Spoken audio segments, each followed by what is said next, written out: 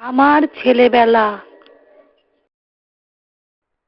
আমার ছেলেবেলা আমার দুইটি চোখ দেখেছিল ভোরের দিঘিতে শাপলা ফুল ফোটা। সেই শাপলা সূর্য ওঠার আগেই আস্তে আস্তে দিঘির পানি থেকে উপরে ভেসে উঠত। তার মা আস্তে আস্তে ফুলের কলিটি বের হয়ে আসলে পরে দেখা যেত একটা একটা করে পাপড়ি মেলছে, আর আমি সেই ছোট্ট খুকিখানি পুকুর দিঘির সিঁড়ির কাছে বসে উপরে বসে আমি দেখতাম সেই শাপলা ফুল ফোটা। আস্তে আস্তে বেশ একটা একটা করে শত শত লাল লাল টকটকে শাপলা ফুটে উঠলো, দিঘির পানি থেকে অনেকটা উপরে ভেসে উঠলো। পাশেই কলমি লতাগুলো পানিতে ভেসে ভেসে তার সবুজ আভা ছড়াচ্ছে।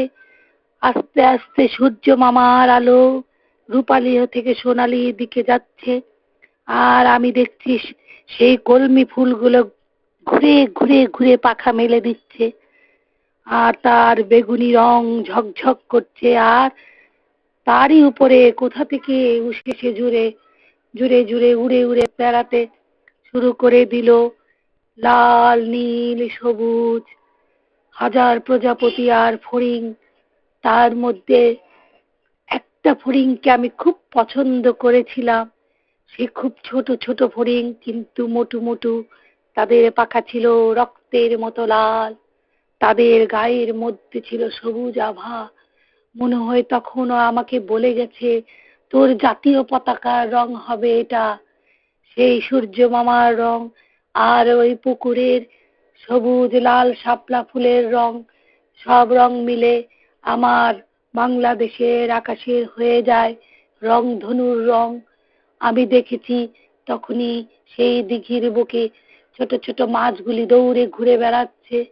কখনো দেখি পুঁটি মাছ, কখনো দেখি মলা মাছ, আবার কখনো দেখতাম বড় বড় রুই মাছের ঝাঁক, আইর মাছের ঝাঁক ঝাঁক, যেন মুক্তিযোদ্ধার দল এখন যেমন একসাথে যুদ্ধ করেছে, তখন তারা দল বেঁধে বেঁধে ঘুরে বেড়াতো, মুখের গোঁফটা নাড়াতো। আমি দেখতাম ছোট্ট খুকুমনি, কিছুই বুঝতাম না, কিন্তু প্রতিদিন ভোরবেলায় শুধু ওদের দেখার জন্য ঘুম থেকে উঠে যেতাম মায়ের কথার আওয়াজ পেয়ে। আমার মা ছিল সব। মায়ের টুকটুক আওয়াজ আমাকে জাগ্রত করত, এবং দিঘির জলে ভেসে থাকা ফুল, পদ্ম, শাপলা ফুল, কলমি ডোগা, হেলেঞ্চার ডোগা, তাদের সৌন্দর্য আমাকে এমনই মুগ্ধ করত যে সেই কচি বয়সে এই সৌন্দর্যটা আমি আজও ভুলতে পারিনি। এখন কিছুই নাই, সেখানে আছে উঁচু উঁচু বিল্ডিং। সেই দিঘিখানা ভূমিদস্যুরা দখল করে নিয়েছে। আমাদের ঘরে ছোট ছোট বাচ্চারা সেই পাপ দিঘিও দেখে না, পাশে সে খোলা মাঠও দেখে না, খেলতে পারে না তারা। তারা এখন নানা রকম অসুখে জর্জরিত। এখনো যদি দেশে ওই রকম কেউ থাকে, আবারও দেশটাকে ওরকম করো, করো স্বাধীন বাংলাটা সবুজ লাল পতাকার মতো সুন্দর। আর বড় বড় বৃক্ষ, বৃক্ষের আগায় পাখি, নানা রকম পাখি, হাজার রকমের পাখি, তার উপরে আছে পায়রারা, সব উড়ে বেড়ায় ভোরের আলোতে ঝকঝক করে। আমি সব দেখেছিলাম, সব দেখেছিলাম। এখন আর কিছুই নাই, কিছুই নাই।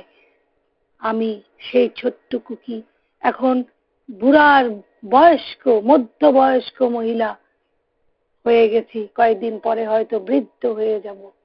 বহুত বহুত কষ্ট লাগে আমার। আমার পরবর্তী প্রজন্মকে তোমরা বাঁচাও, তাদের জন্য আবার এগুলা তৈরি করে দাও। আমার অনুরোধ দেশের জনগণ, দেশের প্রধান তোমাদের কাছে।